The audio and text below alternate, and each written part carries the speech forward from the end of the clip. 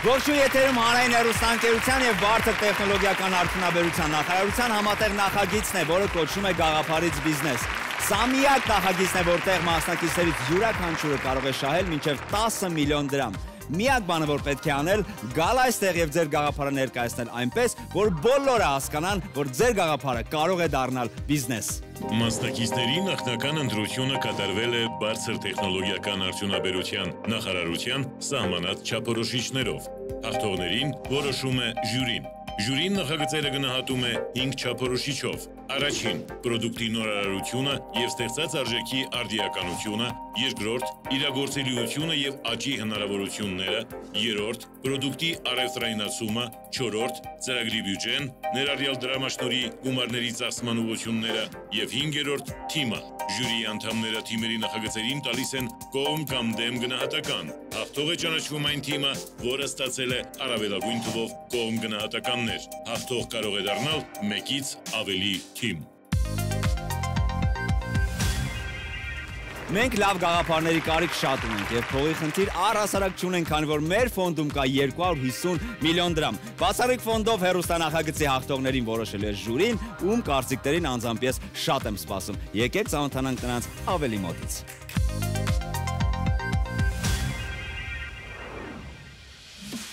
Արտավազդ Մինասյան, CRISP ընկերության համահիմնադիր եւ տնօրեն։ Ամերիկյան Time ամսագիրը CRISP-ը ճանաչել է 2020 թվականի 50 լավագույն հայտնագործություններից։ CRISP-ը միջազգային ներդրողներից ներգրավել է ավելի քան 18 միլիոն դոլար։ Դավիթ Թումասյան, Scila ընկերության հայաստանյան մասնաճյուղի տնօրեն։ Scila-ն արհեստական բանականության հիման վրա ստեղծված լուծում է, որն իրական ժամանակում թույլ է տալիս հայտնաբերել ֆիզիկական սպառնալիքների ռիսկերը։ Այն կանխում է վեճերն ու ծեծկրտուկները, հայտնաբերում կասկածելի եւ վտանգավոր առարկաներ։ Հրազեն Դանակ։ Նարեկ Վարդանյան, Crowdfunding Formula ընկերության համահիմնադիր եւ տնօրեն։ Ընկերությունը մի քանի տարում կարողացել է դառնալ աշխարհում crowdfunding-ի ոլորտի առաջատարներից, օգնելով բազմաթիվ ստեղծարարների հավաքելու միլիոնավոր դոլարներ եւ մուտք գործելու զարգացած շուկաներ։ TCF-ը ստեղծել է նորարարությունների աջակցման աշխարհի ամենաազդեցիկ էկոհամակարգերից մեկը, որը ներառում է թվային մարքեթինգի եւ արհեստական բանականության հիման վրա գործող տեխնոլոգիական լուծումներ։ Գևորգ Սաֆարյան, LimeTech եւ Early One ընկերությունների տնօրեն։ Հիմնադրել է LimeTech եւ Early One ընկերությունները։ Առաջինը զբաղվում է ինքնասպասարկման տերմինալների արտադրությամբ եւ արտահանմամբ, իսկ երկրորդը ստեղծել է եզակի լուծում, որի շնորհիվ աշխարհի 7 երկրում 100,000-ավոր մարդիկ այլևս չեն սպասում հերթերում։ Նշեմ, որ մենք նաև ունենք ժյուրիի երկրորդ խումբ, որը բաղկացած է նախարարության ներկայացուցիչներից, 3 հոգանոց կազմը խաղին հետևում է դահլիճից եւ իր գնահատականը ինձ վերջում կտա ծրարով։ $5 միլիոն ֆոնդից իրենց բաժինը ստանալու համար այսօր մրցում է 3 թիմ եւ նրանցից առաջինը հիմա ունի հնարավորություն այստեղ ներկայացնելու իրենց գաղափարը։ Խնդրեմ դիմավորենք, համեցեք։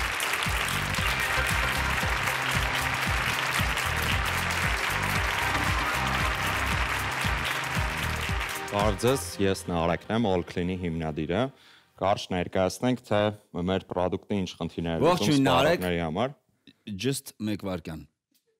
4 րոպեն հենց գնաց, կարող եք սկսել։ 3:04 րոպե։ Շուկայում առկա խնդիրները, առաջնայինը նա է, որ շուկայում սպառողները խնդիր ունեն գտնելու մաքրողի կամ մաքրության ծառայությունների։ Երկրորդը խնդիր կա, որ պետք են այդ առաջարկները բոլորը կարողանան համեմատել, որպեսզի ընտրեն իրենց ամենահարմարը։ Երրորդը գների մասով չկա որևէ հստակություն, քանի որ մեծամասամբ հաշվարկվում են ժամավճարով, հետևաբար հաճախորդի համար նախապես հասկանալի չէ, թե ինչ գումար է վճարելու մաքրության ծառայություններից օգտվելիս, եւ ծառայության որակի մասին չկա որևէ տեղեկություն նախապես ծառայությունը պատվիրելուց առաջ։ Մենք լուծում ենք այս բոլոր խնդիրները ներկայացնելով հարթակ, որը հնարավորություն է տալիս տեսնել միանգամից մեկ վայրում բոլոր առաջարկները շուկայի, այսինքն ծրագիրը իրական ժամանակում հաշվարկում է առաջարկներ բոլոր ընկերությունների կամ անհատմաքրողների կողմից, ցույց է տալիս սպառողին, օգտատիրոջը եւ օգտատերը արդեն համեմատելով գնային եւ ռեյտինգային չափանիշներով որոշում է թե որ ծառայությունից օգտվի։ Բացի դրանից մենք ունենք ռեալ կարծիքների մշակած հատուկ մեխանիզմ, այսինքն տեսնում են այլ հաճախորդների կարծիքները տվյալ ծառայության մասին, հեշտացնելով պատվերի ու իրենց փորձառությունը ընդհանուր հեշտացնելով։ Մեր սպառողներն են հիմնականում միջինից բարձր տարիքի կանայք, մյուս խումբը երիտասարդ ընտանիքներն են, ովքեր իրենց ժամանակը շատ ավելի բարձր են գնահատում եւ չեն զբաղվում դրանով, այսպես ասած պատվիրակում են այդ գործը ուրիշներին եւ կարճաժամկետ վարձակալությամբ տրվող բնակարանների սեփականատերերը, ովքեր ամեն վարձով տալուց առաջ եւ հետո մաքրության խնդիր ունեն։ Կարող եք տեսնել շուկան թվերով Երևանում 17 միլիոն, Լոնդոնում 500 միլիոն եւ աշխարհում 60 միլիարդ։ Մրցակիցները պրոդուկտը ունիկալ է, այսինքն ուղիղ կրկնօրինակներ չկան, ալտերնատիվ մրցակիցներին կներկայացնենք։ Մի խումբ ալտերնատիվ մրցակիցների այն ընկերություններն են, ովքեր սեփական ծառայությունները մատուցում են ինչ-որ կայքով կամ հավելվածով եւ ունեն on-line ամրագրում, իսկ մյուս ալտերնատիվները, ովքեր off-line ամրագրումով, այսինքն զանգով են իրականացնում։ Մենք գտնում ենք այստեղ, կարող եք տեսնել մեր առավելությունները տվյալ ալտերնատիվ մրցակիցների նկատմամբ, հետևյալն են, հաճախորդը տեսնում է վերջնական գինը, տեսնում է տարբեր գինառաչարկներ, որոնք կարողանում է համեմատել, տեսնում է իրական անաչառ կարծիքներ, քանի որ մենք անկախ հարթակ ենք, եւ ունի ընտրելու հնարավորություն, այդ ամենի շնորհիվ նաեւ խնայում է շատ մեծ ժամանակ։ Մեր բիզնես մոդելը շատ պարզ է, մենք պահում ենք 15% միջնորդավճար ամեն պատվերից։ Մարքեթինգի հիմնական մեսեջը, որ մարդիկ խնայում են ժամանակ, խնայում են գումար եւ ունենում են մաքուր միջավայր, տվյալ խողովակներով մենք հասցնում ենք այս մեսեջը։ Ինչ է կատարվել մինչ օրս մենք ունենք 900 օգտատեր, ունենք 80 վճարող հաճախորդ եւ ունենք շաբաթական 10% ստաբիլ աճ։ Մենք շուկա ենք մուտք գործել այս հավելվածով մայիսի կեսին, պլանավորում ենք ունենալ վեբ կայքի թողարկում, հետո Android հավելվածի եւ 22 թվականի դեկտեմբերին մուտք գործենք արտասահմանյան շուկա։ Մեր թիմը հիմնական անդամները Նարեկը ունի գործառության 4 տարվա փորձ, հիմնադրել եւ ղեկավարել է 2 ընկերություն, Անդրանիկը հիմնադրել է 1 ընկերություն եւ Սուրենը 5 տարվա iOS ծրագրավորման փորձով։ Շնորհակալություն ներկայացման համար, Նարեկ, խնդրեմ։ Ես համաձայն չեմ, որ դուք մրցակից չունեք, ես կարող եմ ձեզ շատ ուղղակի մի հատ մրցակից ասել, ամերիկյան ընկերություն, որը շատ հայտնի է ու ստացել է մեծ ֆինանսավորում վերջերս, ծանոթ եք Handy.com-ին։ Այո։ Handy.com-ը ինձ թվում է ձեզ բավականին մոտ մրցակից է ու պետք է ավելի ուշադիր ուսումնասիրել, հա, այդ մրցակցի գործունեությունը, բայց իմ հարցը կայանում է ուրիշ բանի մեջ, քանի մակրուհի դուք ունեք ու ոնց եք պատրաստվում մակրուհիների քանակը շատացնել, որովհետև իրենք պետք է օգտվեն այսպես application-ից, նոր ծառայություններից, հա, այ ինչ վիճակա ձեր մոտ էս բան։ Շնորհակալություն է հարցի համար։ Տեսեք, Handy-ին շատ լավ ծանոթ ենք, ինչպես նաև մի հատ ուրիշ ստարտափ էլ կար, որը fail է եղել, այսինքն սնանկացել փակվել է նմանատիպ Handy-ի տիպի։ Իրանց ու մեր տարբերությունը ինչու՞մն է կայանում։ Իրանք ինտեգրում են անհատ մակրողների, տալիս են ինչ-որ մի հատ կոնկրետ գին, չեն տալիս ռեյտինգների ինչ-որ համակարգ, կարծիքների, որպեսզի հաճախորդը ընտրելու հնարավորություն ունենա, այսինքն սպառողների հիմնական խնդիրներից մեկը այն է, քանի որ ինքը մի փոքր sense ինտիմ բնույթ է կրում, օրինակ տան մաքրությունը, մարդը մտնում է իր տուն, դա շատ կարևոր է, օրինակ շատ կարևոր է, որ տեսնի այդ մարդուն ու հնարավորություն ունենա ընտրելու այլ մի հատ ինչ-որ մաքրողի, Handy-ի դեպքում չկա նման հնարավորություն, Handy-ն ինքը զուտ անհատ մաքրողների հետ աշխատելով ֆիքսված միշտ նույն գներով ինքը ծառայություն է մատուցում, իսկ մենք աշխատում ենք եւ մաքրության ծառայությունների հետ, այսինքն ընկերությունների եւ անհատ մաքրողների հետ այս պահին չենք աշխատում, շուտով կաշխատենք, ավելի շատ մենք ուզում ենք, այսպես ասած, տաքսոպարկերի մեխանիզմը բերել մաքրության դաշտ։ Ընկերություններ են ձեր հարթակում, հա, ովքեր ծառայությունները մատուցում են։ Այո, Անհատների հետ էլ հնարավոր է աշխատենք շուտով, բայց այսինքն անհատներին կներկայացնենք մենք հավելվածի մեջ, բայց իրանք կունենան էլի մի հատ ինչ-որ ընկերության մաս են կազմելու եւ դրանով են ներկայանալու։ Կոնկրետ ձեր հարցին թե մենք մակրոների քանակը ինչպես ենք ավելացնում, մենք այսինքն զբաղվում ենք անընդհատ ինտեգրում ենք նոր գործընկերներ,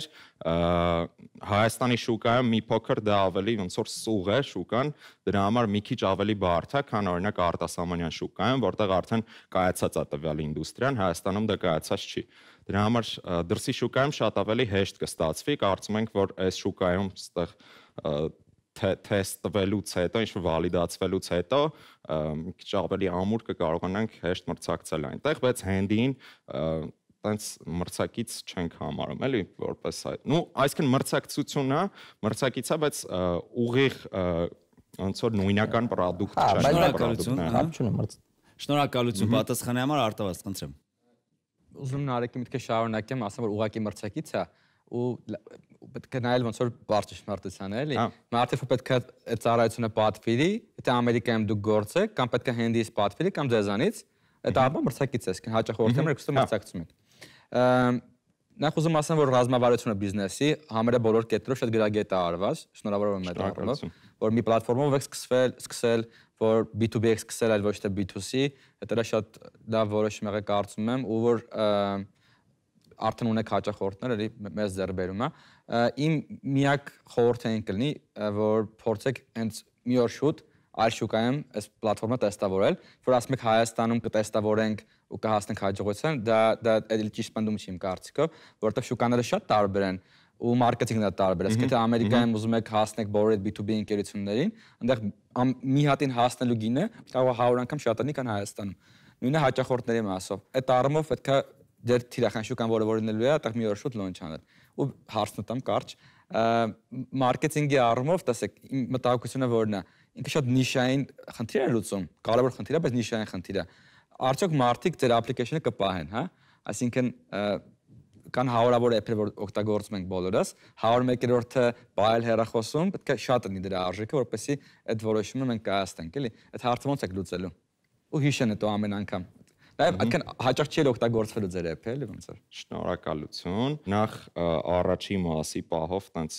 կոմենտ անեմ։ Իրականում մեր ճանապարհային քարտեզը մի քիչ ուրիշ տեսք ուներ, ուղղակի տենց շատ ռոմանտիկ չթվալու համար մի քիչ թեթևացրեցինք, բայց մոտ տենց 1.5 տարուց պլանավորում ենք դրսի շուկա դուրս գալ, տենց ռեալ ոնց որ պլանների մեջ է, էլի ոչ թե տեսնենք հեսա Հայաստանում ինչ կդառնա նոր հետո, ուղղակի մտածեցինք շատ ռոմանտիկ կթվանք, դրա համար չներկայացրեցինք այդ վիճակով, իդ վերադարձելիության գործակցի ոնց որ մասին եք խոսում, շատ կարևոր իրականում ամենատես թույլ կետերից է ու app-ը արդյոք կքաշեն, թե չէ կպահեն, որ հետո օգտվեն, թե չէ, մեր համար էլ էր իրականում տենց հարցական կստացվի, թե չէ, բայց 3 ամիսը արդեն շուկայում ենք ու այստեղ նշված էր 900 որ user ունենք, բայց active user-ները շատ ավելի արագ են իրականում աճում։ Այդ խնդիրը ոնց ենք լուծում։ Նոր product ենք հիմա մտածել, ինքը ոնց որ բաժանորդագրության տրամաբանությամբ է աշխատում, չկա նման product հայկական շուկայում, այսինքն ընթացիկ ինչ-որ մաքրության ծառայություն է լինելու փաթեթով, շաբաթական 1 անգամ կամ 2 անգամ բաժանորդագրությամբ, դրանով ենք լուծելու այդ խնդիրը, այսինքն մեր խնդիրն է, որ մենք ունենանք մի հատ ինչ-որ հաճախորդների բազա, ովքեր միշտ մեզնից օգտվում են, իսկ այն մնացածը արդեն տենց ոնց որ կոմպլեքս կդարձնի, էլի ընդհանուր բազան, դրանով կարծում ենք կլուծվի, բայց անգամ եթե դրանով չի հիմա էլ լրիվ նորմալ է, ունենք իդ վերադարձող հաճախորդների տենց իմ կարծիքով նորմալ գործակից։ Ինչքան է գործակիցը։ Հա, տենց պետք է հաշվարկ ասել։ Որ ասում եք ունեք գործակից թիվը ասեք, էլի ոնց։ Մոտ մի 10%-ը, բայց ժամանակը կարճ է մի անգամից տենց ինչ-որ այդ թվի վրա հիմնվելու համար, որովհետև 3 ամիս է ինչ շուկայում ենք, այդ այդքան է տենց ռացիոնալ չի ու անընդհատ ոնց որ փոխվում է, էլի շաբաթի վրա, դրա համար չգիտեմ ինչքան է այդ։ Շնորհակալություն պատասխանի համար, Գևորգ, խնդրեմ։ Ճիշտ ասած, բացի միջազգայինից կա լոկալ հավելված, որից օրինակ մեր տանը օգտվում են ու ինքը տարբեր ծառայություններ է մեջը, ուտեղ շատ ավելի իմաստավոր է այդ application-ը ունենալը։ որտեղ այնտեղ կարող ես վարսահար դարել, ոնց որ ինչ որ տարբեր ինչ որ ծառայություններ կա, կանեք օգտվում են, չգիտեմ ինչի, կոնկրետ, բայց օգտվում են, այսինքն ու այդ մի հարթակով շատ բան կարաս վերցնես։ Այդ մեկ, իսկ ձեր մասով հետաքրքիր է արդեն քանի որ ունեք օգտագործող ոնց որ ինչքանին եք հասել մարքեթինգային ուղիներով, բացի ընկերներին ասելուց, որտեղ 900-ը դեռնա, որ տես կարելի է մի հատ ընկերներով ոնց որ զանգել ասել լքաշեք, բայց ինչքանն են, որ հենց մարքեթինգային ոնց որ գործիքներով եք ներգրավել եւ ինչքան է եղել մեկ հաճախորդի ներգրավման ոնց որ ծախսը։ Շնորհակալություն հարցի համար։ Սենց վերջից գամ, մեկ հաճախորդի ներգրավման թիվը, եթե ներգրավումը հաշվենք, որ ինքը քաշում է app-ը, հələ չի օգտվում, որտեղ այդ օգտվել ինքը կարող է քաշումը, հետո ինչ-որ ժամանակ հետո օգտվում ու պրակտիկայում էլ է այտենց։ Դրա համար եթե տրամաբանությամբ գնանք, սկզբից մոտ $1.2 էր, հիմա մոտ $0.6 է, եթե չեմ սխալվում, $0.8-ից մինչև $0.6 կոնկրետ էսպայի տվյալը չեմ հիշում։ Շնորհակալություն, խնդրեմ Դավիթ։ Նայեք, ձեր ներկայացման մեջ բավականաչափ գրակետ ձևով նկարագրած էր սեգմենտները ում հետ աշխատելու եք, բայց օրինակ Երևանում 1.7 միլիոն շրջանառության հետ համաձայն են, բայց այդ շրջանառությունը գլոբալ է, այսինքն դրա մեջ մտնում են հյուրանոցներ ու նմանատիպ կազմակերպություններ, որոնք ձեր սեգմենտը չեն դառնալու, որովհետև արդեն իսկ ունեն պայմանագրեր կազմակերպությունների հետ, համակրման կազմակերպությունների հետ ու չեն դառնալու։ Դա ցանկալի կլիներ ավելի շատ տեսնել ձեր շուկայի սեգմենտավորված շրջանառությունը ու երկրորդ հարցը ձեր դիմումում դուք նշել եք, որ դուք լուծում եք գնային խնդիրը, այսինքն հիմա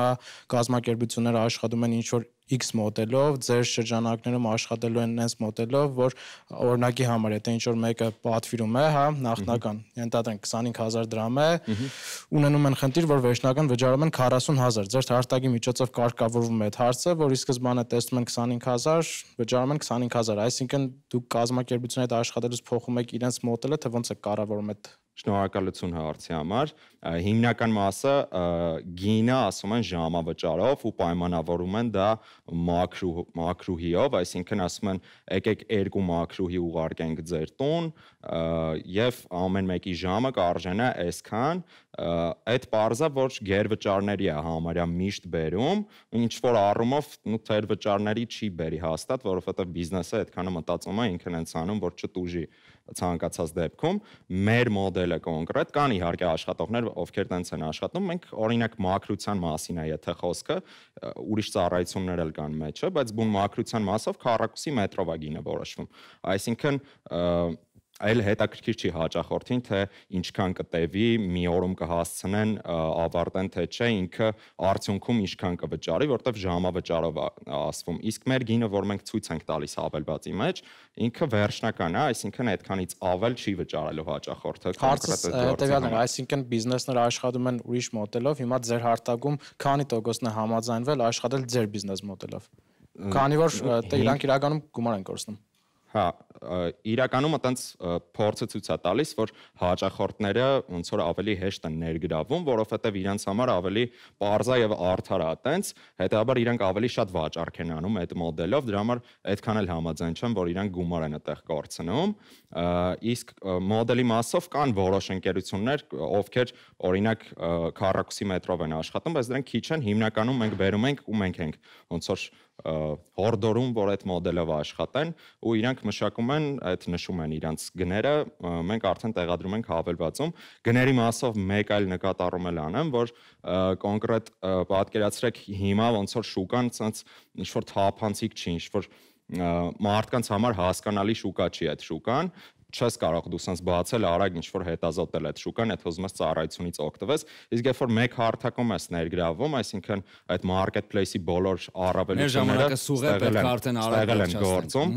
այսինքն մեկ հարթակում մրցակցելուց պարզա, որ գները իջնում են ու որակն է բարձրանում, դրա համար այդ առումով դա շատ լավ ազդեցություն ունենալու շուկայի վրա։ Շնորհակալություն ձեր ներկայացման համար, շնորհակալ եմ ժյուրիին։ Կարող եք միանալ ձեր թիմին, հուսամ ձեր գաղափարը բիզնես կդառնա։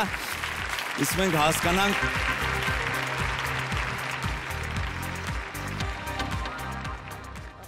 կարևորը հասցրեցինք,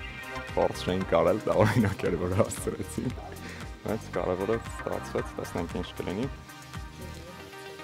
ժյուրի հարցերը շատ գրագետ են, ոլորտի տենց ամենատպավորիչ դեմքերից են հստած, դրա համար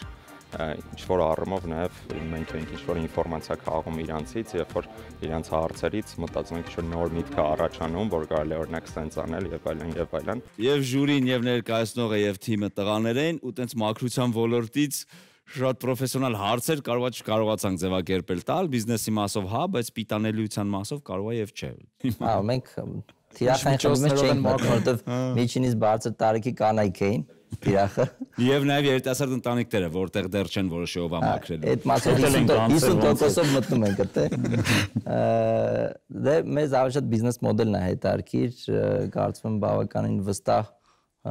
ներկայացրեց, բավականին տեղյակ էր շուկայից մրցակիցներին ինձ թվում է այդքան լուրջ չէին ընդունում ինչքան որ պետք է ընդունեն, որտեղ բավականին հզոր մրցակիցներ ունեն միջազգային, բայց ամենակարևոր բանը որ իրանք արդեն մի քանի ամիսա գործում են, ունեն վճարունակ հաճախորդներ, հա, այդ հաճախորդները երևի աճում են ինչ-որ ռեյթերով։ Բայց էս էլ Վարշավիրի պես բան կա էլ էս ամեն ինչ մեջ։ Այսինքն մի անգամ մակրույն եկավ, հավանեցիք, դուք միշտ իրան եք կանչելու, կարող է իրան էլ զանգեք, ինքը գա էլի, տենց ոնց է այդ շատ լավ հարց է։ Որ ասած որ մեծ ստարտափ է եղել, որ 10 տարի առաջ $30 միլիոն Ամերիկայում ներգրավել էր, հենց այդ պատճառով փակվեց, որովհետև մարդիկ գնում էին քաշում էին app-ը, առաջի մակրոն պատվիրում են, તો մակրո հեռախոսի համարը վերցնում են, զանգում էին մակրոն։ Ահա, այ օրինակ այդ չգիտեմ այդ հարցը ոնց են լուծելու, ուզում եմ այդ հարցը։ Չես կարող չէ լուծել այդ հարցը։ Կամ երբ մակրոներն էս պետքա պայմանագրեր ունենան, չի օգտվում։ Կարող է ուղղակի այդ ասենք որորը չներկանում գործին չլինի իրան, ասենք անընդհատ դրա մեջ է կայանում բան, էլի նույն։ Բայց ավելի կարևոր է որ այդ անվտանգության հարցը լուծվի, որովհետև քանի որ մարդուն ճանաչում ես արդեն, ավելի էշտ է այդ նույն մակրոն զանգել, բայց անվտանգությունը նաև ավելի բարձր կլինի, եթե դու հարթակի վստահ ես։ Այսինքն եթե հարթակը պատասխանատվություն կրի, թեկուզ ռիվյուներով, բաներով, դու եթե մի բան լավ չգնաս, դու կարծես մտնես վատ ռիվյու դնես, դրա համար ինքը իրան ավելի տենց զգաց կպահի։ Կարելի է գիտես ինչ։ Իսկ հակառակ դեպքում եթե չէ, կարող է ուղղակի արլասանք այդ ինչ որ կարանան այնպես կազմակերպեն, օրինակ մակրման տասկում ինչ որ գույք է վնասվել, բանը դա ամեն ինչ աբահավագրեն։ Էդ էլ կա։ Կարա ինչ որ դրանով այդ խնդիրը մի քիչ լուծվի։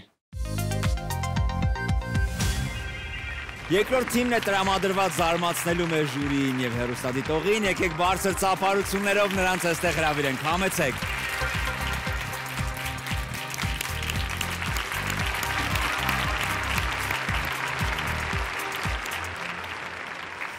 Բարև ձեզ։ Ողջույն։ Դուք ունեք 4 րոպե, ինչպես ունեցել են բոլոր մասնակիցները, 3 ու 4 գնաց։ Ես Միքայելն եմ Էլմասիսից։ Պայսների թերի կառավարման արդյունքում միայն ԱՄՆ-ում բիզնեսները կորցնում են տարեկան 1.75 տրիլիոն դոլար։ Բիզնեսները կորցնում են կրում են հսկայական ֆինանսական կորուստներ, պայսներում գործող ժամկետանց, բարոյական մաշվածքի եւ պայսներում ապրանքների բացակայության պատճառով։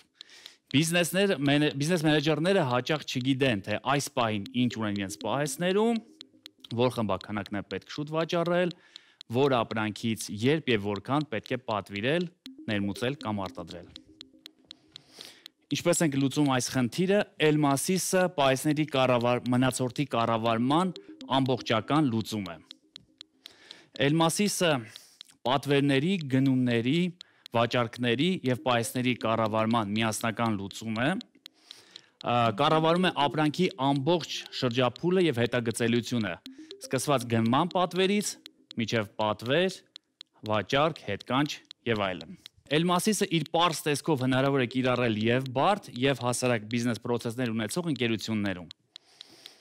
Շուկան 1.6 միլիարդանոց է, տարեկան հավելաճը կազմում է 10-ից 12%, մեր թիրախային շուկան ԱՄՆ-ն 400 միլիոնանոց է։ Թիրախային հաճախորդներն են այն մեծածախ վաճառքի օպերատորները, որոնք ունեն 100 եւ ավելի հաճախորդ, ամսական կատարում են 500-ից ավել գործարքներ եւ ունեն մինչեւ 1000 աշխատակից։ Բիզնես մոդելը SaaS B2B բաժանորդագրությունների մոդելն է, սկսած $199-ից։ Այս պահին ունենք հաճախորդներ եւ ԱՄՆ-ում, եւ Հայաստանում, եւ տարեկան շրջանառությունը այս հաճախորդներով արդեն կազմում է $16,000։ Մրցակիցներից տարբերվում ենք մնացորդի օպտիմալացմամբ, լոկալ պայսների հնարավորությամբ, ճկուն գնացուսակների հնարավորությամբ եւ դերերի հզոր կառավարումով։ Մրցակցային առավելություններն են, այդ մասը մեծածախ վաճառքով զբաղվողի A-ից Z գործիք է։ Ինդուստրիաների համար պատրաստի լուծումներ ունի, բայց վերջին հաշվով հիմնական տարբերությունը նա է, որ մեր մրցակիցները դրանք էլեկտրոնային լավ գրանցամատյաններ են, որոնք տալիս են լավ հաշվետվություններ։ Իսկ այլ մասիսը այդ նույն գնի եւ պարզության մեջ SAS Monster-ների նման, NetSuite, Oracle-ի, SAP-ի նման մենեջմենտ լոգիկա է առաջարկում։ Շուկա պատրաստում ենք մուտք գործել գործընկերների միջոցով, այս պահին ունենք ԱՄՆ-ում մի քանի հաշվապահական ընկերությունների հետ նախնական պայմանավորություն ու միջոցով կատարում ենք վաճառքներ։ Ամեն ինչ սկսվեց 16-ին, 18-ին արդեն ունեինք պիլոտային տարբերակը, 20-ի կեսեցինք վաճառքները, ունենք 16 վաճառք այս պահին, 1 տարվա ընթացքում պատրաստում ենք ինքնածախսափակման կետին հասնել, 5 տարվա ընթացքում 2400 հաճախորդ եւ նոր շուկաներն ենք ուսումնասիրելու։ Մեզ անհրաժեշտ է այս 1 տարվա համար 55 միլիոն դրամ, որի մի մասը ակնկալում ենք ստանալ դրամաշնորհից։ Թիմը 10 տարի ավել հիմնական մասը 10 տարի ավել փորձառություն ունի էլեկտրոնային կառավարման համակարգեր ստեղծելու մեջ եւ 7 տարուց ավել միասին աշխատանքային փորձ ունի։ Ներգրավել ենք նաև մարքեթինգից եւ վաճառքներից հասկացող մեր ընկերներին։ Շնորհակալություն շատ, խնդրեմ Արտավազդ։ Հաճախորդները Հայաստանում են, թե Ամերիկայի Միացյալ Նահանգներում են։ Մի մասը Հայաստանում է, մի մասը ԱՄՆ-ում, մեծ մասն է իրականում այս պահին Հայաստանում, փոքր մասը ԱՄՆ-ում։ Կարամ ասեմ ինչու, հետաքրքիր է։ Բարձր։ Դուք Հայաստանում եք ոնց էր, դրա համար էլ տենց է։ Շատ մրցակցային շուկա է ու հարյուրավոր ոչ հազարավոր լուծումներ կան ամերիկյան շուկայում։ Ոնց եք մրցակցելու։ Պատկերացնում եք ինչքան լինելու մի հաճախորդի ներգրավման ծախսը, ինչքան եկամուտ է տարեկան բերելու այդ մի հաճախորդը, որը իմաստ ունենա այս բիզնեսը։ Մի հաճախորդի ներգրավման ծախսը հաշվել ենք նույն A/B տեստերի միջոցով, հա, թվային մարքեթինգի։ Հաշվարկել ենք $1000-ից 1500-ի արանքն է անգնում, նայած ինչ մեթոդներ են կիրառում։ Դեռ չենք հաշվել մի հաճախորդի ինչքան կտևի, որտեղ ոչ մեկ դեռ չի հրաժարվել, բայց մի տարուց ավել, եթե նույնիսկ տևեց, արդեն դրական է, էլի, արդեն շատ գումար է գալիս, քան ծախս։ $1500 պատրաստվում եք Ամերիկայում ներգրավեք մեծ հաճախորդ։ Այս պահին դե էժան մեթոդը գործընկերների միջոցով ենք ուզում, որ այդ $1000 հələ ոչ ծախսենք։ Կարծիքով 20 անգամ քիչ գումար եք ասում, այսինքն նստելու է մի հաճախորդը $30, որովհետև պետք է ունենաք վաճառքների թիմ Ամերիկայում, պետք է ունենաք հաճախորդի սպասարկման թիմ Ամերիկայում, պետք է ունենաք ներդրման մասնագետների թիմ Ամերիկայում, ու այդ ամեն ինչը 10 անգամ ավելի բարձր աշխատավարձներով քան Հայաստանում։ Շնորհակալություն շատ, Գևորգ, խնդրեմ։ Շնորհակալություն։ Ճիշտ ասած, շատ ակտուալ խնդիր է, ամեն դեպքում լուծողներն էլ շատ կան ու դուք լավ ներկայացրել եք մրցակիցներին, նույնիսկ արժեքներով, ինչը շատ հաճելի է տեսնել։ Ամեն դեպքում, ինչպես Արտավազդ ասաց, շատ մրցակցային է շուկան, բայց ես ճիշտ ասած, քանի որ իմ բիզնեսի տարբերությունը Արտավազդի անում եմ այլ շուկաներում, բացի Միացյալ Նահանգներից, եւ տարբեր զարգացող երկրներում դեռ շատ տեղ կա զարգանալու։ Դրա համար ոնց որ միայն ԱՄՆ-ի ուղղությամբ նայելը կարծում եմ, դες չի որ միանշանակ է, այսինքն կան շատ երկրներ, որտեղ օրինակ մեր բիզնեսում ծրագիրը դեռ այս հագեցվածության չի։ Օգտագործում ենք, կա լուծում, բայց այս մակարդակի չի ու ոնց որ մերպես շատ բիզնեսներ կան, որոնք կարող են այդ քայլը անել եւ ձեր SaaS բիզնես մոդելը շատ լավ է։ Ինչ ճիշտ ասած հետաքրքիր է ինչն ա եղել պատճառը տենց ինչ որ դանդաղ զարգանալու ոնց որ շատ երկար ժամանակ եք ոնց որ ծախսը product-ը ստեղծելու վրա մի քիչ կպարզաբանեք ինչն ա եղել դրա ոնց որ ճանապարհը էլի ինչպես ա եղել։ Շնորհակալություն հարցի համար։ Մեր ընկերությունը զբաղվում է էլեկտրոնային կառավարման համակարգեր սարքելու, custom, հենց հաճախորդի համար։ Հիմնականում $70,000-ից ավել էր նստում։ Մենք կարում էինք սարքենք, հետո մի պահ եկավ իդեա, որ սարքենք product, արդեն ավելի էժան նստի, էլի։ Universal product սարքենք։ Սկզբից ինչքան ազատ աշխատակից էինք ունենում, դնում էինք վրան ձեռի հետ էինք անում, մի տարի է ինչ կպած սկսեցինք որպես ստարտափ իրան վերաբերվել, էլի իրականում այս մի տարին է ինքը որ աճել է անհամեմատ, քան են մնացած բոլոր տարիները։ Շնորհակալություն, խնդրեմ Դավիթ։ Եք մինչև այս ոլորտ մտնելը 12 տարի առաջ աշխատել եմ նմանատիպ կազմակերպությունը, որը նույն ծառայություններն էր մատուցում, այսինքն ինքնին խնդիրը շատ երկար տարիներից է գալիս ու լուծումները շատ շատ են, հա, բազմազան են։ Այդ ձեր բիզնեսում կա ինչ-որ մի հատ այտենց ուրույն խնդիր, գլոբալ խնդիր, որը ձեր բիզնեսը լուծել է ու մրցակցային շուկայում ձեզ այդ խտան է հանդիսանելու մյուս մրցակիցների հետ մրցելու։ Որն է տարբերությունը բացի գնայինից։ Բացի գնայինից տարբերությունը։ Գնային թանկ էին, ասեմ, ես դեռ նայեցի բաներ կա թանկ են։ Նայեք, ինքը ինչ է անում, էլի, ինքը այդ խնդիրը որ կա, այդ խնդրի մեջ այդ բաների պայսներում, որ ապրանքը այնքան ունենաս, որ քո հաճախորդը երբ որ պատվիրում է ապրանք դատարկ չլինի, բայց այնքան շատ էլ չունենաս, որ փողը այդ ծրագրերի մեծ մասը այդ խնդիրը փակում են, ասում եմ 12 տարի առաջ նման ծրագրով աշխատել ենք, առաջի բանը որ անում ես իշքան ապրանք ես ստացե,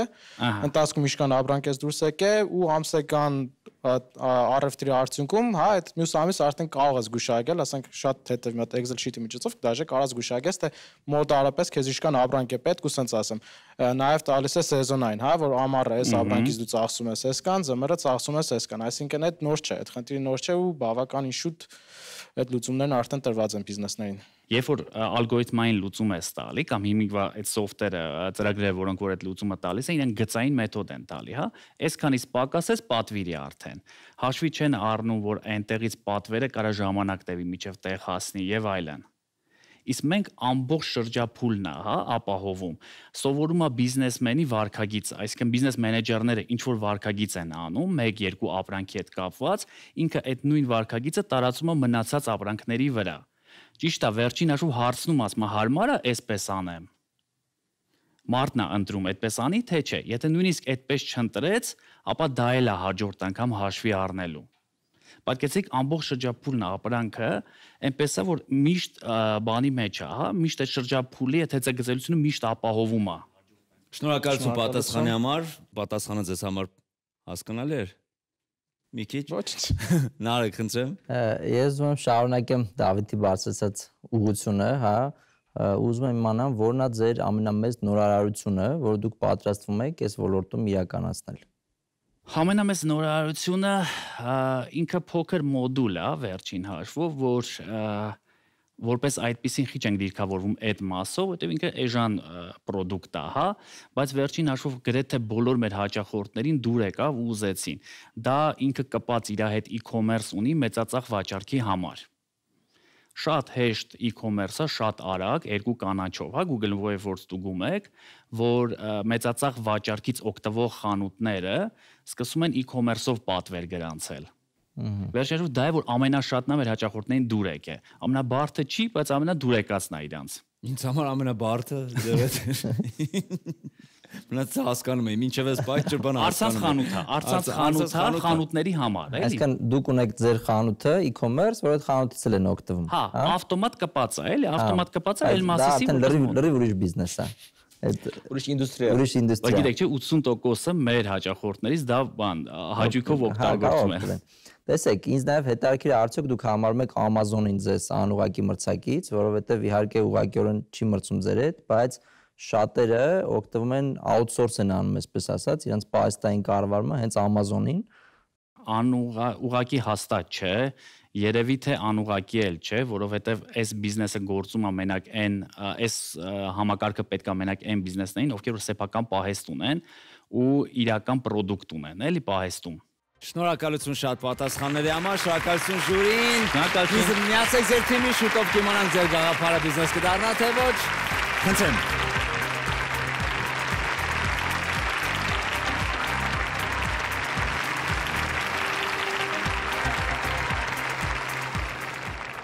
Այ մի քիչ լարվեցի, բայց լավ էր, նորմալ։ Լավն էին հարցերը, ինչքան շատ են հարցերը, այնքան լավ։ Ես ճիշտ ասած, դից ոնց որ մեզ հիշեցի, երբ մենք ինչ որ տարբեր բաներ անում ենք, հետո որոշեցինք early one անել, որը ավելի որպես հարթակ ու SaaS մոդել լինի։ Այս դեպքը հենց դասական դեպք է, երբ ծրագրավորման ինչ որ թիմը, ինժեներների որոշում է այն ուղղության մեջ, որտեղ որ ինքը մասնագիտացել է, գործիք ստեղծի եւ որպես ծառայություն մատուցի։ Հիմա իրանք մեծ փորձ ունենալով այստեղ մտել են էլի շատ մրցակցային մեծ բան դաշտ, նույնիսկ Հայաստանում կարծում եմ շատ մրցակիցներ ունեն, բայց ինչ ճիշտ ասած, հա, պահեստի կառավարման ծրագրեր շատ կան։ Այստեղ հարցը նրանում է, որ ինչ որ նրբություններ, որոնք որ իրանք արդեն հասկացել են, Եվ իրենց նենց ընկերություններ էին ցանկում, որոնք հաստատ ոնց որ այդ ուսումնասիրությունները արել են, էլի։ Եվ ընտրել են իրանք այդ e-commerce-ի իրենց հարթակը, որպես նորարարություն, արդյոք կարծում եք, որ դա բավարար է, որպեսզի իրենք կարողանան Ես ուրիշ ձև եմ նայում, Նարեկ ջան, ես նայում եմ ոնց որ իմ բիզնեսում, այսինքն եթե նման կառույցը սկսի աշխատել ամսական եկամուտ մենակ այս պրոդուկտից $20,000 Այդքան էլ իրենց եկամուտը ամսական։ Այսպես քիչ է, բայց 16 հաճախորդ ունեն։ Այսինքն եթե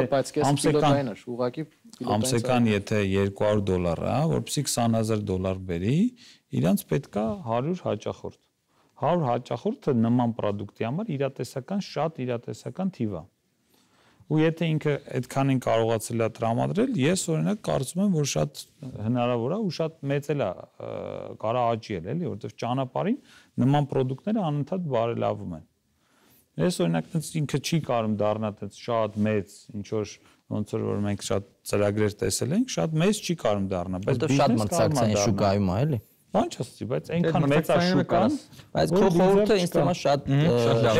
խորհուրդ էր, որ փոխանակ գնալ մրցելու այն ամենամրցակցային տեղը, գնալ այն տեղը, որտեղ որ ձուկ կա, որ ասում է US-ում թանկ է ներգրավելը, մենք դրա համար չենք գնում US, որտեղ ասում ենք մի հատ կայուն անանք, որ ինքը ռիսկեր շատ չպարունակի այդ մուտքը։ Իսկ իրանք նաև նշեցին, որ գործընկերների միջոցով են գնում, որ մատչելի լինի։ Այժմ եկեք երրորդ թիմի ներկայացուցիչին հրավիրենք այստեղ եւ լսենք իրենց գաղափարը։ Խնդրեմ։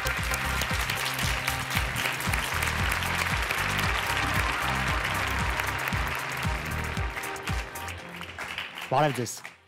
Գիտեք թե ամենօրյա տրեյդերների քանի տոկոսն են գումար կորցնում։ Ըստ 4 րոպեի, որ մենք ձեզ տվեցին գնաց։ Ըստ հեղինակավոր eToro կրիպտոարժույթների եւ արժեթղթերի հարթակի ամենօրյա տրեյդերների 80%-ը գումար են կորցնում, միջինում 1 տարվա ընթացքում կրելով 36.5%։ Ցանկանում եք լինել եկամուտ վաստակող 20%-ի մեջ,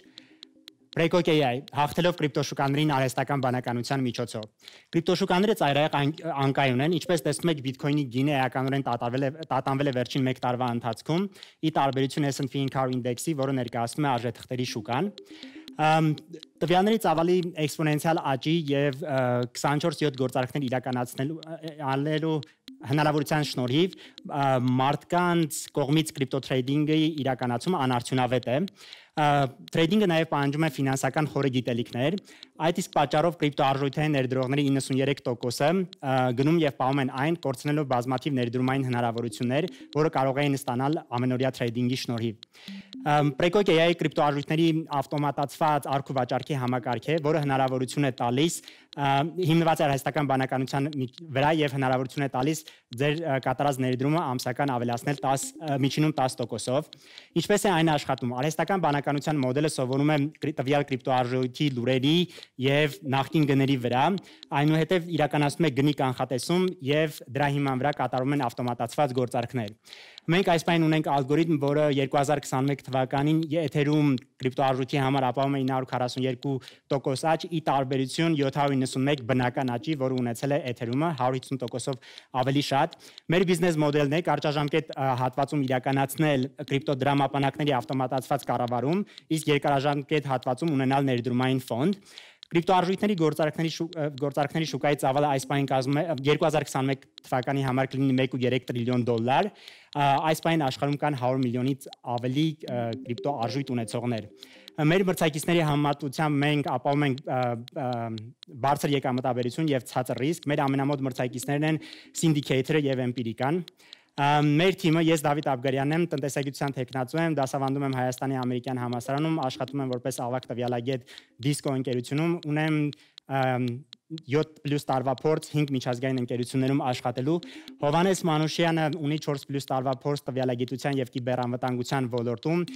HackerOne հարթակի միջոցով խոցել եւ անվտանգ է դարձրել այնպիսի կազմակերպությունների կայքեր, ինչպիսիք են Twitter-ը, Մասաչուսեթսի տեխնոլոգիական համալսարանը, Sony-ն։ Գասի Աթաշյանը աշխատում է Disco-ի գլխամասային գրասենյակում Glendale-ում, ուսանում է UC Berkeley-ում տվյալագիտության մագիստրատուրա, ունի 4+ տարվա փորձ տվյալագիտության ոլորտում։ Մեր խորհրդատուները Ջոզեֆ Սիմոնյանը տնտեսագիտության թոքնածու է, Autonomous Investment Technologies ընկերության հիմնադիրն է եւ գլխավոր ներդրումային տնօրենը, աշխատել է այնպիսի ներդրումային ընկերություններում, ինչպիսիք են JP Morgan-ը, Fidelity-ն, այս 4 ընկերությունները միասին կառավարում են 15 տրիլիոն դոլարի ակտիվներ։ Jerry Fowler եւ Derek D. Stanfield-ը GSD Venture Studios ընկերության համահիմնադիրներն են։ Այս բան մեզ անհրաժեշտ է ներդրումներ, այս բան մեզ անհրաժեշտ է 55 միլիոն դրամ, որպեսզի ամբողջացնենք արհեստական բանականության մոդելը, որը կապավի 10% աճ, բարելավել գոյություն ունեցող ամպային ենթակառուցվածքը եւ ավելացնել ինտեգրացիաները, որոնք արդեն ունենք, ստեղծել հարթակ եւ ներգրավել առաջին հաճախորդներին եւ մինչեւ տարվա վերջ հասնել $500,000 ակտիվների կառավարման։ Շնորհակալություն։ Շնորհակալություն։ Դուք ես ձեր թիմով ինչու նոր պետություն չեք ստեղծում։ Թիմը հավաքվել։ Քանի որ շատ բարդ էր ինձ համար հասկանալ ես, հուսամ մի քիչ ջուրին կպարզաբանի, ես մի բան հասկացա, որ եթե դու չես հասկանում այդ ամեն ինչից, բայց քեզ խորհուրդ են տվել ու գնել ես մի քանի հատ ունես, ինչ որ մի հատ համակարգ կա, որ քեզ կօգնի, օրինակ օպտիմալ այդ օգտագործել։ Ինքնին քեզ հուշի, ասի հիմա այս վաճառը էս գնիր։ Երևի։ Ինձ մի բացատրեք, ես մեկա չեմ հասկանալու։ Խնդրեմ, Գևորգ, ձեզ սկսենք։ Կարկ ջան, էվոլյուցիան երևում է քո, ասենց ես մտածում եմ բան չես հասկանում։ Լավ սենց թաթախված եմ ես ամեն ինչ։ Լրիվ թաթախվել ես արդեն, սպասում ենք քեզ մեր ոլորտում։ Նախ կարևոր է այն ինչ որ ներկայացնում եք, իդեպ շատ գրագետ տարբեր մասերով, թե խորհրդատուներին, թե թիմը, բայց հետաքրքիր է, ո՞րն է այն ձեր մինիմում պրոդուկտը, որը արդեն կարող օգտագործվի, էլի, որտեղ այն ինչ որ պատմում եք, այս տպավորությունը ոնց որ կարող արդեն կիրառվի, բայց չի կիրառվում։ MVP-ն էլի MVP։ Այո։ MVP մասով ես նշեցի, որ մենք ունենք Ethereum-ի հետ կապված ալգորիթմ, որը 150%-ով ավելի աճ է ապահովում, բայց այն ինչ որ ներկայացնում եմ, ինքը պատմական տվյալների վրա թեստավորված արդյունք է, այսինքն այդ կոնկրետ այդ ալգորիթմը, որ ներկայացրեցի, վերջին 2 շաբաթում ենք մշակել ու հիմա դա պետք է դնենք ամպային ենթակառուցվածքը, որ ունենք դրա վրա, որպեսզի աշխատի, այսինքն որ ժամանակապետք, որպեսզի իրականությունում տեսնենք ինքը ոնց է աշխատում, բայց պատմական տվյալների վրա այդ արդյունքը ունենք։ Իսկ ենթակառուցվածք ունենք ամպային, ունենք ինտեգրացիա Binance համակարգի հետ, Binance հարթակի հետ, իսկ ալգորիթմի մասով 10% կայուն աճ ապահով ալգորիթմ այս բային մշակման փուլում է, ունենք որոշակի ալգորիթմեր, մի քանի ուղղություններով աշխատում ենք, բայց վերջնական, որ կարող ենք հաճախորդներին առաջարկել ու օգտագործել, այս բային դեռ պատրաստ չի։ Այսինքն մշակման փուլում է։ Հասկացա, 10% ինչի աճի մասին է խոսքը։ Ամսական, այսինքն ենթադրենք դուք ամսական դնեք $100, մի ամիս հետո մենք ձեզ կտանք $110։ ու մենք դրանից վերցնում ենք տոկոս, բիզնես մոդելը այնա, որ մենք ձեզ տալիս ենք, տեսեք, այդքան զարմանալի չի, որովհետև եթե տեսակ Ethereum-ը մի տարվա ընթացքում 700% աճել է, բայց այդ կրիպտոյի աճն է, մենք դրա վրա ավել ենք ապահովում։ Այսինքն ուզում հասկանամ, էլի, ես ձեզ տալիս եմ գումար, որ դուք կառավարեք դա։ Այո, դուք մեզ հասանելիություն եք տալիս, օրինակ Binance հարթակը, այդտեղ կարող եք բիթքոյններ գրեք, ոնց նշեց Գարիկը, դուք ունեք կրիպտո, մեզ API-ով տալիս եք հասանելիություն ձեր հաշվին ու դուք զրո գործողություն եք անում։ Դուք ենթադրենք դնում եք օրինակ $1000, մենք այդ $1000-ը առնել ծախելով, մենք գումար ենք աշխատում, ընդ որում մենք պահում ենք կայուն կրիպտո արժույթներով, օրինակ Tether կամ BUSD, մենք կանխատեսում ենք անում, ինչ որ կարճ ժամանակահատվածը, ենթադրենք 4 ժամվա ընթացքում գինը բարձրանալու է տվյալ կրիպտոյի, թե իջնելու է, երկու դեպքում էլ կանխատեսելուց, եթե գիտենք որ իջնելու է, ծախում ենք այդ բանին, որ հետո առնենք, այդ հնարավոր է, ու մյուսը, եթե գիտենք որ բարձրանալու է, առնում ենք, ու հենց գինը բարձրացավ, արդեն մեր ուզած մակարդակին որ հասնում ենք, իրան ծախում ենք ու պահում ենք կայուն կրիպտո արժույթով, որպեսզի կորուստները մինիմալացնենք։ Իսկ ինչի գործիք չեք տալիս մարդկանց, որ իրանք կառավարեն միանգամից։ Որովհետև անիմաստ ժամանակ իրանք պետք է ծախսեն, նաև մեր ալգորիթմը աշխատում է, այսինքն օրինակ հրամանները ուղարկում է վայրկյաններ 1 կամ միլիվայրկյաններով։ Այսինքն դուք օրինակ եթե իմանաք, որ չգիտեմ, Elon Musk-ը ինչ որ tweet արել ու փորձեք դրան արագ արձագանքեք, կարող է ձեզ համար դժվար լինի մտնեք, պետք է գտնեք որտեղից առնեք, որտեղից ծախեք։ Մենք այդ գործողությունը ավտոմատացված անում ենք։ Այսինքն դուք կարեք օրինակ ես ինքս ներդրում անում եմ կրիպտոյում, ես առավոտը զարթնել եմ, տեսել եմ, որ իմ ներդրումները, որ օրինակ 50% պլյուս են, հիմա մի 20% մինուս են։ Ու որովհետև այդ ամեն ինչը տեղի ունեցել գիշերը։ Ու կրիպտո արժույթների շուկան աշխատում է 24/7-ի տարբերություն օրինակ արժույթ։ Այդ գործում քնելը սխալ է։ Հա։ Մենք այդ հարցը ձեզ համար լուծում ենք։ Այ եթե ձեզ տվել են $1000 եւ մեկ էլ բարձրացում մնացել է 200-ը տակը։ Ասում են ուր են 800, դուք ասում եք կրվանք ընկեր։ Մենք չգիտենք, մենք կանխատեսենք չեղավ։ Լավ, մեր դեպքում օրինակ այս ալգորիթմի դեպքում նվազագույն կորուստը որ կարա լինի այդ 25%-ն է, բայց եթե օրինակ ձեր ուղղակի այդ կրիպտոն պայի կարայիք 100% կորցնեք, եթե մինչև վերջ գինի իջներ, բայց մենք վերցնում ենք բավականին մեծ մարքետի կապիտալիզացիա ունեցող կրիպտոարժույթները, օրինակ Ethereum, Bitcoin, BNB նման բաներ, որոնց գները այդքան շատ արագ չեն կարա տատամեն, կարա մենակ Elon Musk կարող է նման ձևով ազդել։ Նախ այդ coin-երն ենք ընտրում, երկրորդը ավտոմատացված ձևքում կառավարվում է, այսինքն եթե օրինակ ինչ որ տեսնում ենք, որ գինը իջնում է կտրուկ, մենք ուղղակի վաճառում ենք այդ կրիպտոարժույթը, այսինքն կա ինչ որ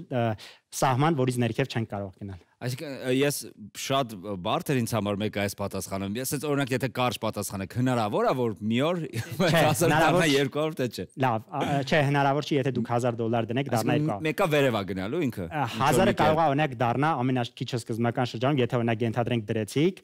ինչ որ պատճառով ենթադրենք կանխատեսումները ինչ որ տոկոսն է ճիշտ լինելու, այսինքն չի կարող օրինակ 100 կանխատեսում։ Ռիսկերն ովքեր են կրում, ովքեր որ ներդրողները, բայց sense tennis դուք եթե դնում եք օրինակ ռիսկերը, օրինակ մեր մրցակիցը Syndicator-ը, իրենց եթե պայմանագիրը կարդաք, այնտեղ նույնիսկ եթե տեխնիկական խնդիրներ կա, ամբողջ ռիսկը ներդրողի վրա է։ Ներդրողի վրա։ Հա, ներդրողի վրա։ Բայց այսպես թե այնպես դուք օրինակ դնում եք, օրինակ Binance-ում էլ մեկ-մեկ լինում է, օրինակ դուք ուզեք գործարք անեք, սառում է, չի թույլ տալի գործարք անեք ու դուք կորուստ եք ունենում։ Շնորհակալություն։ Ես կուզեմ Դավիթը հարց տա, ավելի օգտակար ինձ թվում է, այս կոնկրետ իմ համար եմ հարցեր տալիս, բայց ընդհանուր մի բան կասի։ Նայեք, առաջներում ստենց մի հատ մոդել եղել, կամուրջ կառուցողը կամուրջի փորձարկման ժամանակ ընտանիքը եղել է տակ։ Օրինակ ձեր փորձից հետաքրքիր է, մինչև ձեր մոտ գումար դնելը, հա, օրինակ ինձ հետաքրքիր է դուք իշքան գումար եք ներդրել տվյալ համակարգում, այս բիզնես մոդելով իշքան եք շահել կամ իշքան եք պարտվել, եթե մեծ թվերի մասին չէ իհարկե խոսքը, հետաքրքիր կլիներ, աճ ունեցել եք թե չէ։ Բավականին մեծ թվերեն չի ուզի նշեմ, բայց կարող եմ նշել որ երրորդ Ես կարող sense նշեմ, իմ ներկա աշխատավարձի 7-պատիկի չափով, օրինակ դերդրում ունեմ տարբեր 10 coin-երում, կրիպտոարժույթներում ու դրանցից մի մասի վրա ավտոմատացված կառավարում է տեղ ունենում, բայց ոչ այդ ամբողջ գումարը, մեծ գումար չի դրա վրա դրված։ Հարցը ներդրում է չէ, իշքան աճ եք ունեցել կամ իշքան կորուստ եք ունեցել։ Կոնկրետ այս մեկի դեպքում, այս որ նշեցի այս ալգորիթմի դեպքում 150% աճ է, բայց մենք ընդհանրապես այդ արկուվաճառքը արել ենք 2 շաբաթվա համար ու այդ բավարար չի, որպեսզի ասենք, որ օրինակ այդ 150% աճել է։ Այս պայն ընդհանրապես 1%-ի չափ աճ կա։ 2 շաբաթվան է, բայց ինքը կախված է շուկայի տատանումներից։ Օրինակ մենք ալգորիթմ ունենք, որ ինքը մենակ գումար է աշխատում եւ որ շուկան կտրուկ անկում ապրում։ Այդ ալգորիթմի իմաստն է դա, եթե ինքը շուկան կտրուկ անկում ապրեք, կոնկրետ այդ ալգորիթմով մենք մի քանի անգամ տրեյդ արել, ընդհանուր ունեցել ենք 4% աճ գումարի։ Շնորհակալություն։ Լավ, մի հարց էլ գարեջան։ Դուք նշեցիք, օրինակ, եթե $100 տրամադրում են, ընթացքում դառնում է $110, հա։ Դե ձեր գնագույացում իշքան եք հետ ստանում ու իշքան եք իրականում դուք օգտագործելու եք սերվեր, հա, ունեք սերվերային ծախսեր, իշքան է ծախսում, իշքան եք վերցնում, իշքան հետ գալիս, օրինակ, եթե սենց գարիգի օրինակով, հա, դրեցին $1000, առավոտ էլան տեսան 800։ Դե դուք սերվերային լիք աշխատանքներ եք ծախսել, իրականում գին հետ չեկե, հա, գումար հետ չեկե։ Դե ակին կորուստներ եք ունենալու։ Այդ ռիսկերի մասին խոսակ։ Լավ, իրականում մենք այսպես բանակցություններ վարել ենք արդեն կրիպտո hedge fund-երի հետ, հիմնադրամների հետ, ովքեր հենց ներդրում են կատարում կրիպտոների մեջ։ Մեխանիզմը ոնց է աշխատում։ Դու ունես ալգորիթմ, այդ ալգորիթմը մի տարի պետք է թեստավորվի ու իրանք օրինակ մեզ կոնկրետ ասել են, որ պատրաստ ենք ձեր ներդնել $1 միլիոն ավել գումար, որպեսզի դուք կառավարեք։ Բայց եթե խոսքը գնում է կարճ ժամանակա 10 միլիոն դրամն ինչ է դա պետք է։ Հենց հարցը դա է, եթե այս 10 միլիոնը մեզ էականորեն պետք է այդ մոդելի մշակման համար, ու եթե մենք այդ ալգորիթմը արդեն պատրաստի ունենայինք, մենք այստեղ ներկա չենք գտնվի,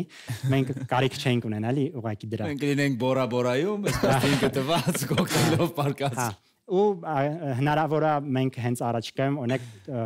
որպես թիրախ չընտրենք դրան մանրածախ ներդրողներին, այլ ընտրենք հենց մեծ ներդրողները, ովքեր պատրաստ են մեծ գումար ներդնել ու մի բան էլ այս պայն հայկական կրիպտո դրամապանականը, որը ունի 500,000-ից ավել ակտիվ օգտատեր, իրենց հետ բանակցությունների մեջ ենք, այս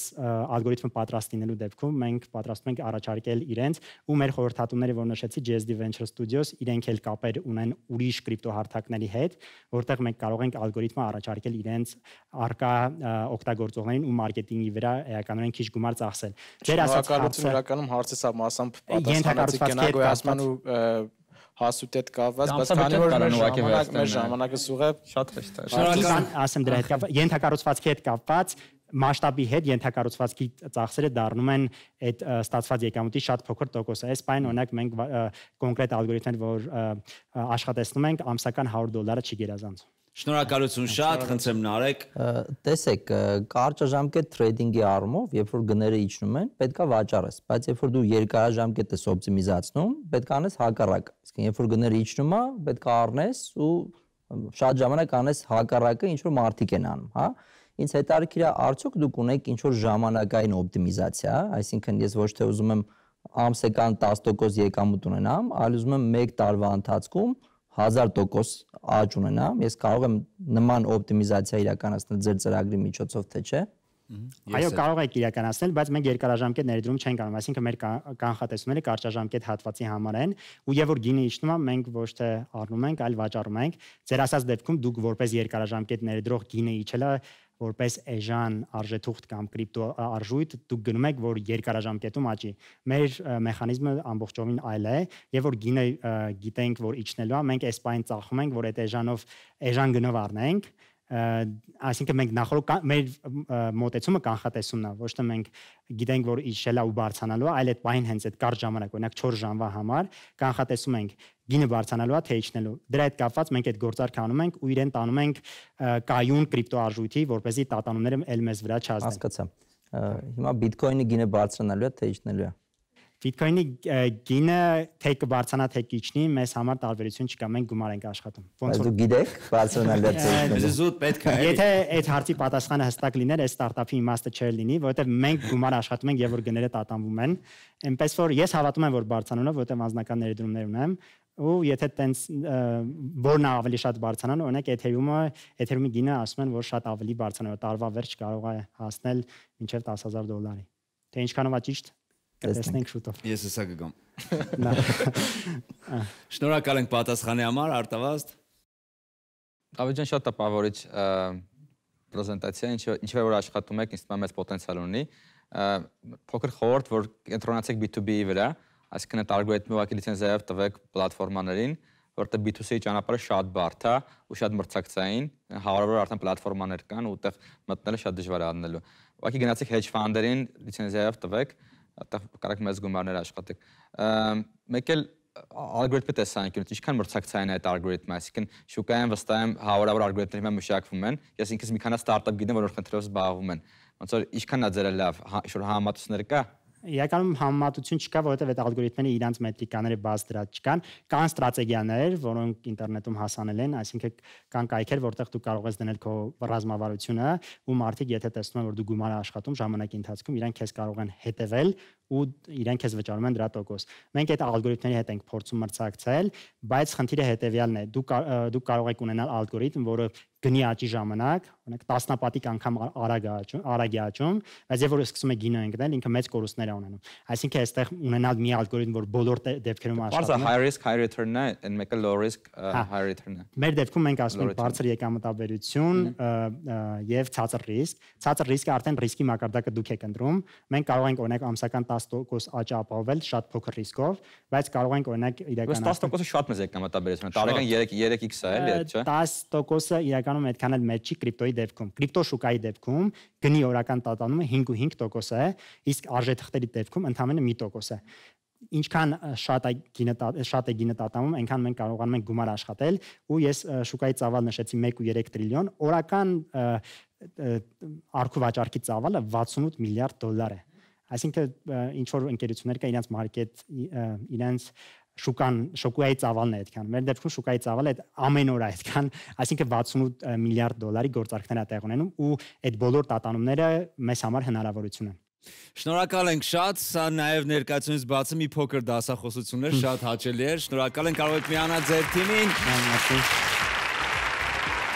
Սա ինչ է, բայց նորմալ է, հենց իրականում։ ելույթ ունենալու տեսանկյունից։ Ոչ, հետաքրքիր էին, նախատեսված չէին, բայց պատասխանան դժվար չէր, եւ որ տիրապետում ես նյութին, դժվար չի։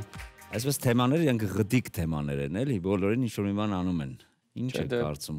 Դավիթին գիտեմ որպես արհեստական բանականության մասնագետ շատ ուժեղ։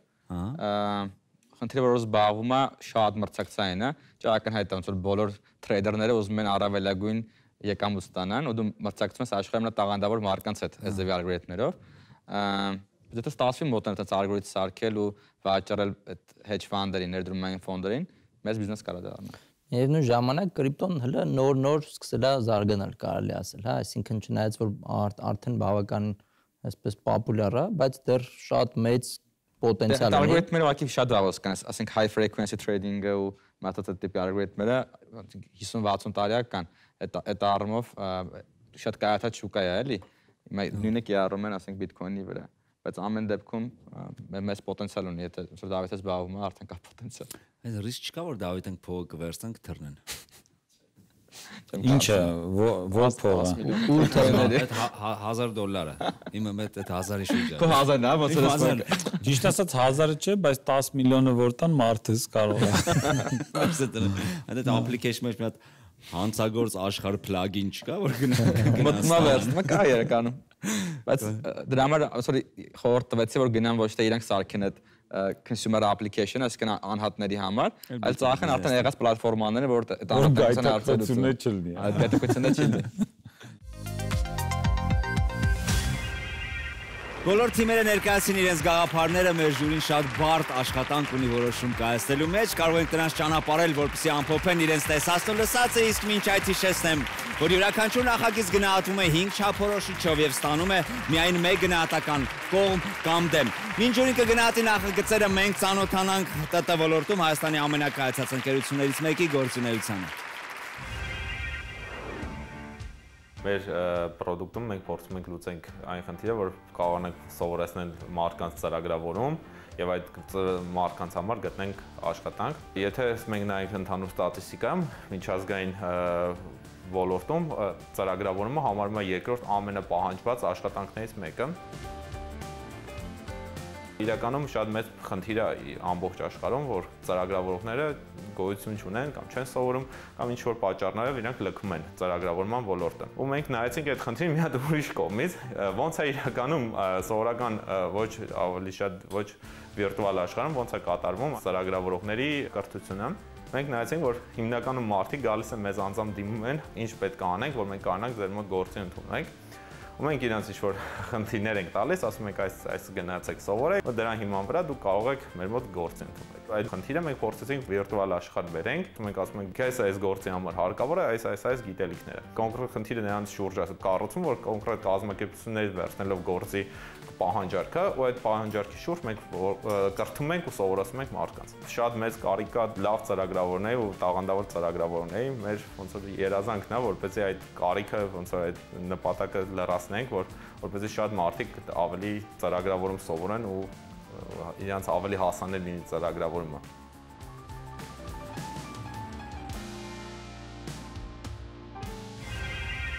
Մեր նախագծի կանոններից իմ ամենասիրելի պահը այն է, որ այստեղ կարող են հաղթել բոլոր մասնակիցները միասին, բայց նաև կա հակառակ կողմը, միգուցե մեր ժյուրին ոչ ոքի կողմ քվեարկած չլինի։ Այս լարված պահը իրար հետ վայելելու համար այստեղ եմ հրավիրում բոլոր մասնակիցներին, խնդրեմ։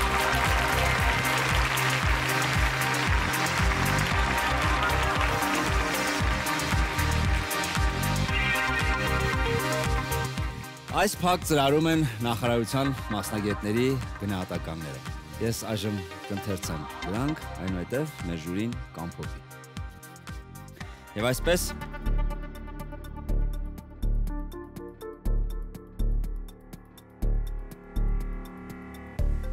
Նարեկ Հովեսյան, դուք նախարարության կողմից ունեք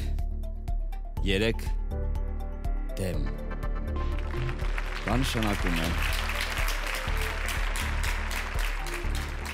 որ մեր ժյուրին միաձայն պետք է կողմ քվեարկի ձեր նախագծին, որպեսզի դուք ունենաք 10 միլիոն դրամաշնորհ։ Սկսենք Նարեկից, խնդրեմ։ Ես կարծում եմ, որ մասնակիցը բավականին լուրջ չէր ընդունում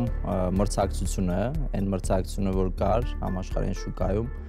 Կարծում եմ նաև, որ շուկան էլ ճիշտ չէր ընտրված, այսինքն շատ ավելի գրագետ կլիներ միանգամից կենտրոնանալ միջազգային շուկաների վրա։ Բայց միաժամանակ զգացվեց վստահություն, զգացվեց գրագիտություն ու բավականին տեղեկացվածություն ընդհանուր ոլորտից ու շուկայից, հա, ու կարծում եմ, որ բիզնես մոդելն էլ բավականին գրագետ էր ընտրված, մասնավորապես այն, որ շեշտը դրվել էր ծառայություն մատուցողների առումով ոչ թե անհատների վրա, այլ հենց բիզնեսների վրա, ու այդ պատճառով կողմ եմ քվեարկել։ Կողմ եք քվեարկել, շնորհակալություն։ Մեկ կողմ ունեք արդեն, խնդրեմ Դավիթ։ Բավականին տպավորիչ ներկայացում էր, հատկանշական էր, որ ահագին խորացել եք շուկան, հասկացել եք բաց մասերը, խնդիրները ու դրան տվել եք լուծումներ, սեգմենտավորման առումով ոնց նշեցի, աշխատելու տեղ ունեք, որովհետև նայում եք գլոբալ, բայց իրականում ձեր սեգմենտը տարբերվում է, բայց հավատում եմ ձեր ուժին, քվեարկել եմ կողմ։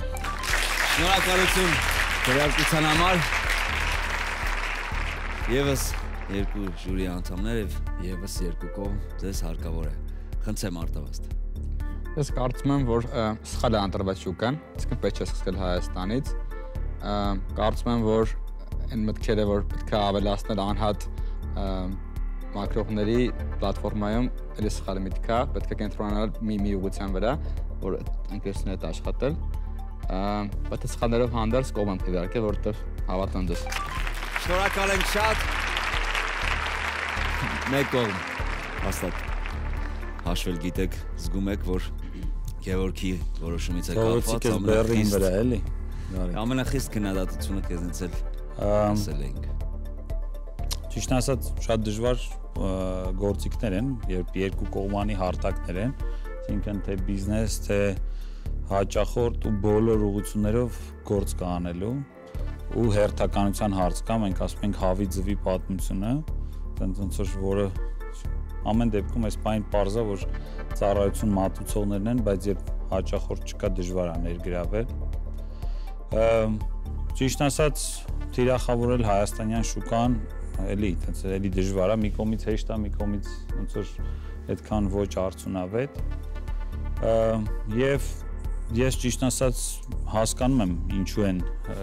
բան արել նախարարության ոնց որ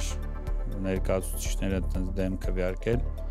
ու ես չէի կարող ոնց որ իրենց չհասկանալ, ել չեմ ասում, որ ձեր հարթակը ոնց որ շուտով ուզում է, ոնց որ մենք կարող է ձեզ ուղիղ մրցակից լինենք, ոնց որ դրա համար կողմ եմ քվեարկել, որպեսզի ավելի Շնորհակալություն։ Կողմ եմ քվեարկել, որովհետև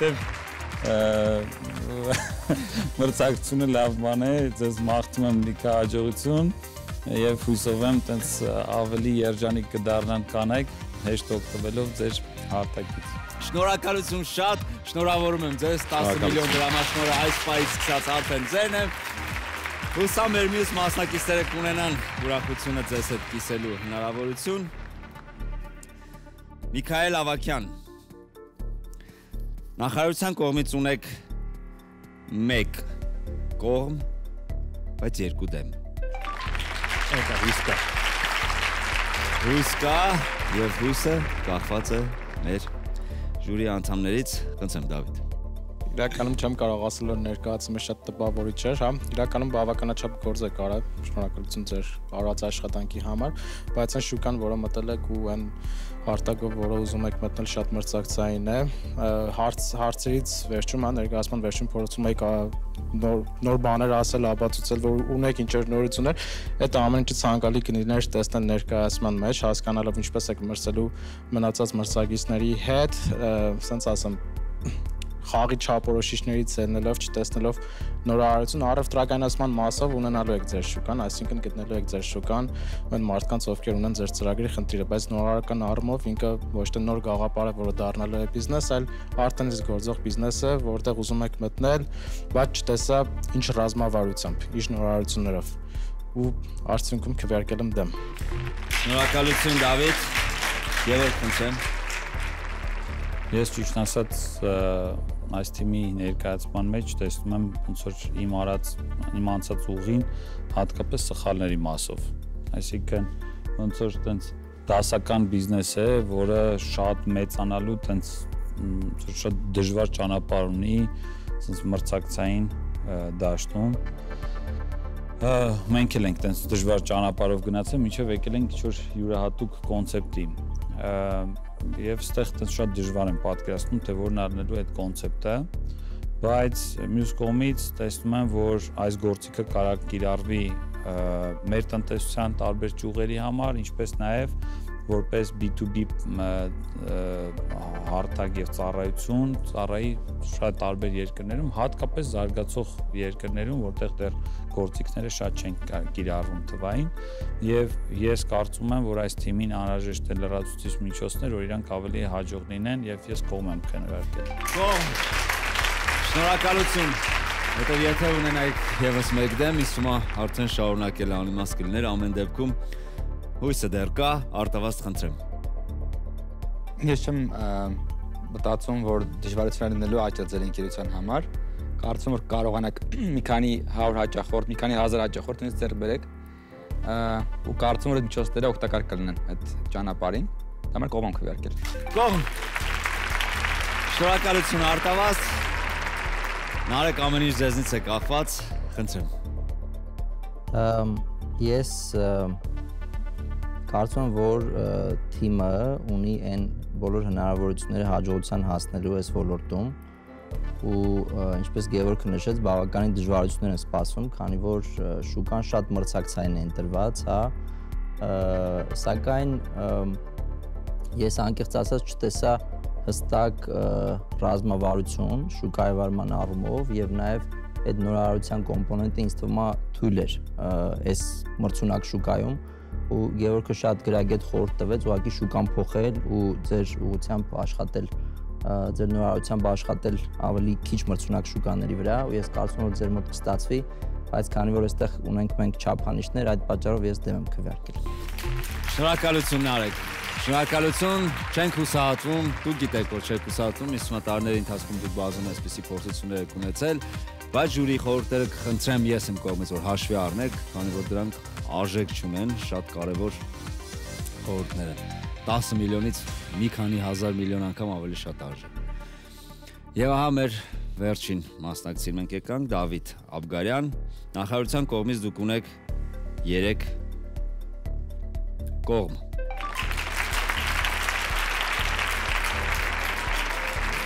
Եվ մեր ժյուրիի ցանկացած անդամ հիմա կարող է ձեզ միանգամից 10 միլիոն դրամաշնորհ շնորհել, խնդրեմ Արտավազդ։ Դավիթի ընտրած ուղղությունը շատ տրենդային է, կրիպտո արժույթները, ինչպես նաև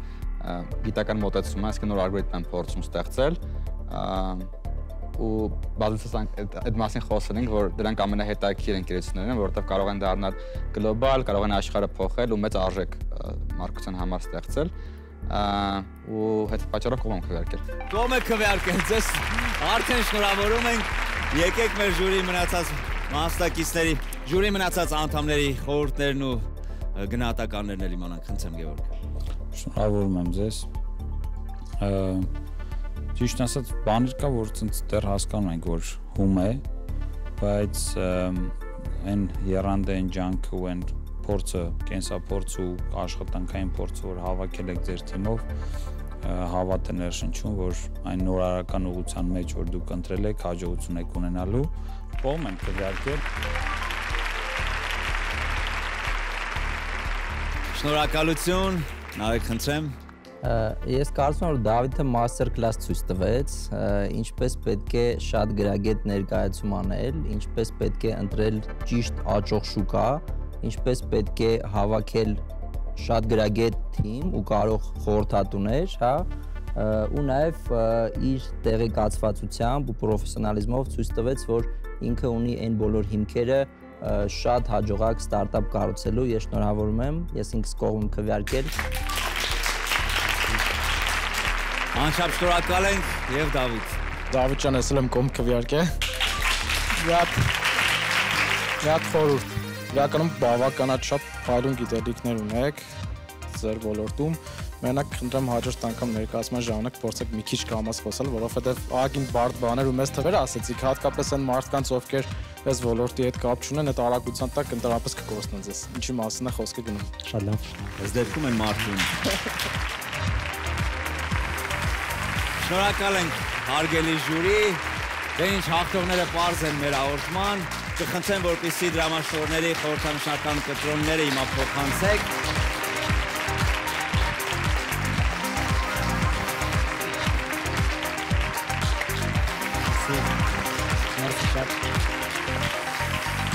Շնորհավորում ենք։ Իսկ ես հիշեցնեմ, որ հաղթող թիմերի հետ հանդիպելու ենք ևս մեկ անգամ, որպեսզի հանձնենք Բարդը տեխնոլոգիական արդյունաբերության նախարարության հատուկ նվերը։ Այդ հանդիպումը տեղի կունենա եթերաշրջանի վերջին խաղից հետո։ Հարգելի հեռուստատող, դուք դիտում եք Գաղափարից բիզնես հեռուստանախագիծը, որտեղ լավ գաղափարները թանկ են գնահատվում։ Ձեր գաղափարը նույնպես մի օր կարող է դառնալ բիզնես։